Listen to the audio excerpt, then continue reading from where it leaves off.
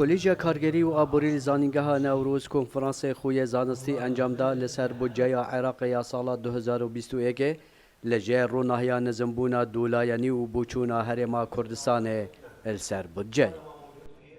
پروژه بودجه ما خلاص کری وکیلش نادارایی ما نویساره کش 15 هیوا دوره وری کری بود سرکاتیا پارلمانی کو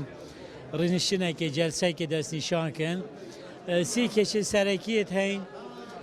دشوان بوهولا پارلمانی نه روجا دنگدان اکشوان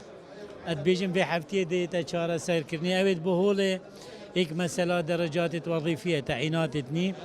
ایک مسئله دابش کرنا نفقات عامل سر محافظاتا یاسی اواکو انشالله به هفته کو دماهیک بید باش ابو جاهری میه ادبیجم هر دولای نزیک ایکن و برینشتنه که اف کشش ده چهار سر بید و ام پیش بینید کن اوه هفته دماهیک بید بناره کفتنا حکومت عراق و یا هرما کردستان السر بودجه و بهرا هرما کردستانش بودجه 2021 ریگه چاره ده چبن ده دست حکومت هرما کردستان دا اف کنفرانس همه دانال به اعتبار دا لای زانستی و سحکین هندک ریکو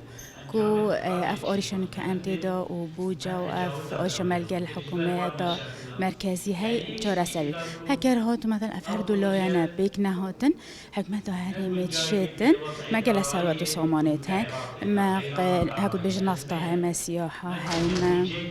زراعتی امشین وی سروت و سامانی ضروری خزینه هریمه وشنی کالوی در که بشواک عادلن بهت دابش کرن و امشی آریشه در باز ببین انشاءالله. گشه آبورید هر جواکه کی دا خدمت گزاری بو ولاتیان تندابین کرن. ولاتیان عراقی به هرما کردستان و جاور رکفتنا دنابرا بغداد و هولیرنا. سلام بالایی دنگ امریکا دهود.